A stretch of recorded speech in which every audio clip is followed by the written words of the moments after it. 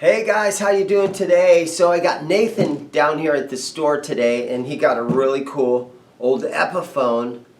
Come on in, let's take a look at this. Hi Nathan, how you been, man? Good, dude. All right, so let's take a look at what you got here. So this is a 1966 Epiphone Casino. It's model E230 TD. It's in sunburst. Has the cool trapezoid inlays. Two P90 About pickups. that. You just made a deal and you just got this thing yesterday or a few days ago, huh? Yeah, I picked this up yesterday. And, you could see that the it's got the two P90s. Yeah. This one actually, I have a good story about this. It's kind of unfortunate that it happened, but the story's kind of cool. As you can see, the body has been slightly routed for a larger P90. And this guitar, you know, these are famous for being like the George Harrison and John Lennon guitars, you know, the Beatle guitars. Right. And Keith Richards played one too. And anyways, the previous owner of this guitar, actually played George in the Beatles cover band called Beatlemania. Wow. And one night they were touring, and I guess this neck P90 went out. So he took it to a shop, and they gave him a replacement P90, but just like the bridge P90s, you could see they're a little bit bigger. They're a little taller because they sit closer to the strings than the neck P90 covers. Okay. And all that the owner had of the shop was a bridge P90. And so they routed it a little bit, which kind of sucks, but it is what it is. Cool story. Right. But I guess that they ended up getting this P90 rewound or something or fixed, and were able to put the original one back in there. Okay. So at least it's got the pickups. But you're stuck with a little bit of some sort of little shoddy work right there. Not too good. Yeah, exactly. I think if you got the original pick guard and stuck back on there, that would probably hide a little bit of that. Yeah, I've been trying to find a pick guard for it. But here's the thing. So just like a lot of the Gibsons, this guitar has a 19th fret joint on it, so it meets the body at the 19th fret, as you can see. Missing a little bit of binding on this side. Yeah. But other than that, all the binding's there. But anyways, 19th fret joint on these ones. And the earlier ones, like in the early 60s, they had a 15th fret joint. Yeah, so you can't even get up there and so, so a lot of the pick guards, it seems that they only make repro pick guards for the short neck ones. Oh. So the pick guards don't line up because the hole is really close to this front pickup. Right. The distance between the pickups, you know, all that. So it's going to be difficult to find one. What happened here? It looked like this. It might just be aging or something. I'm not sure. Or, you know, what it could have been. I know a lot of times they wax pot pickups, old pickups that become microphonic. So it could have been something with that, but I don't know. I'm just happy that it's still on there, you know. You got yourself a cool old guitar. Look at that bridge. Yeah, and these ones have the vibrato tailpiece on them. Missing the arm for it, but that should be an easy find. And if you really just check out the finish on this, it's like checking all over. Let's look at the back of it. Yeah, this is my favorite part by far. Just the color on that, it's awesome. We got some. It's definitely been played, you know. Like I said, it was being toured. As far as the neck joint here, everything looks nice. And ever had a reset or anything done to it? I'm guessing not. I wasn't told of any, but if it was, they did a pretty good job. At least matching the finish back up or something. But just the way the binding aged, it turned into like this super yellow color. Yeah, it's gold. And it just goes so well with that stain on the back, dark brown. And there's checking all along the neck. Tuners have been replaced. These are not the original tuners on there. But 1966. They stay in tune well. And you could really see on the side here, on the binding, it's yellow down here, And up here where they're playing a lot, they kind of wore through. They didn't really let it start to deteriorate, you know, and turn yellow. And at first I was convinced that it had been rebound up here. But if you look at like transitions into the yellow, you know, it wouldn't be doing that if it was replaced at all. I was just noticing how thin the neck is. Yeah, so this is definitely like a 60s profile neck. It's thin, you know, a lot of the Gibsons before in the 50s were like some super thick necks.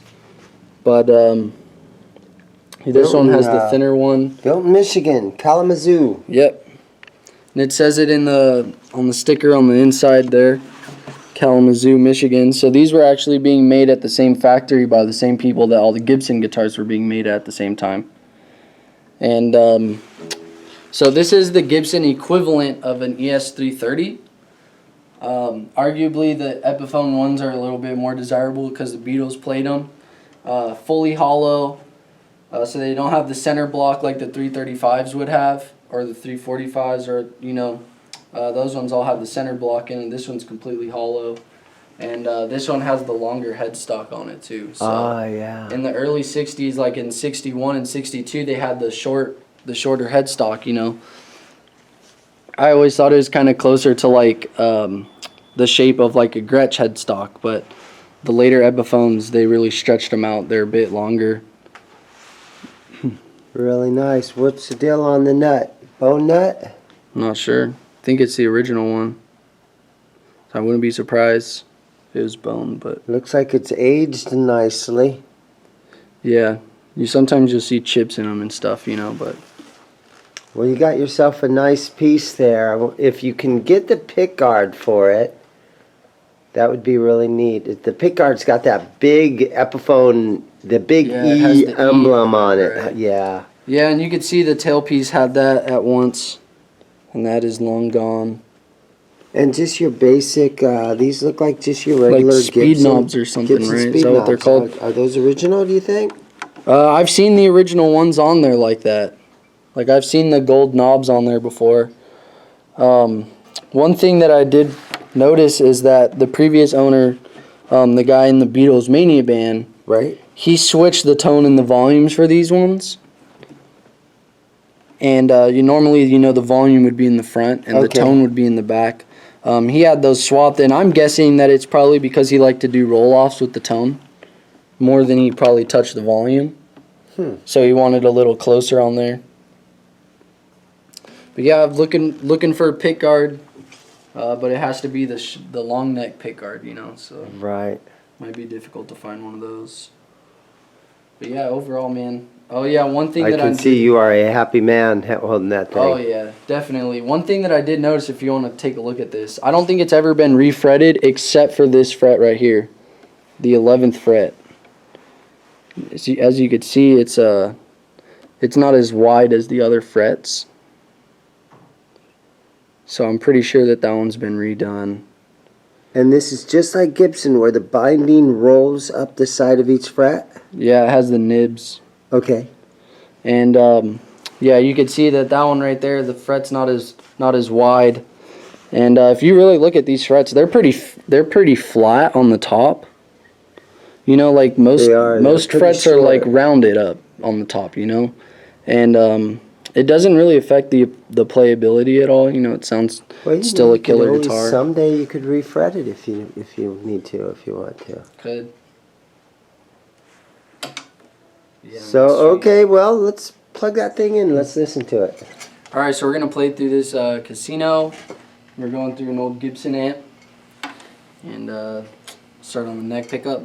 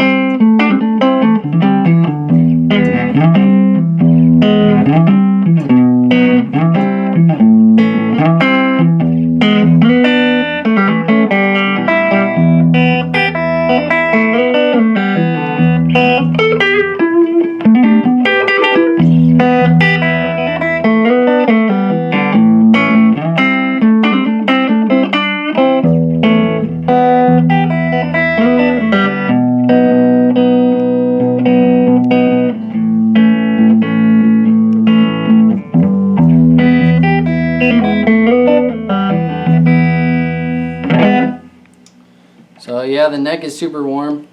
The P90. Just do some middle.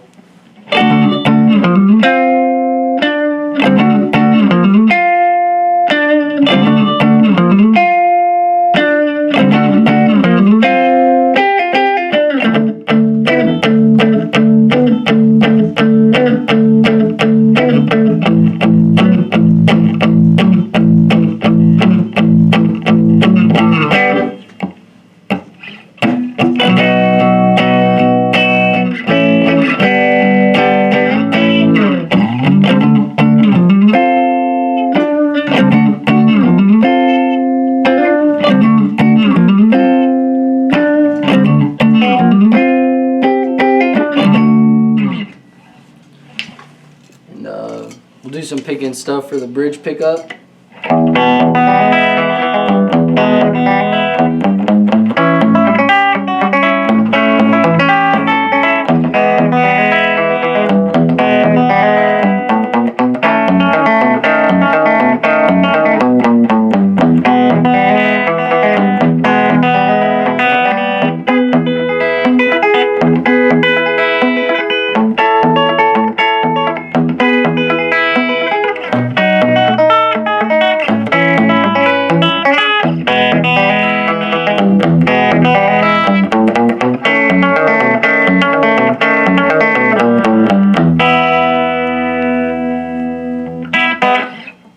Super bright, sounds great, but overall pretty versatile, you know. Could get some really warm tones out of the neck, pretty bright stuff in the bridge pickup. Sweet guitar. Awesome job, Nathan. Thanks for bringing that thing in today. Of course. Guys, take it easy.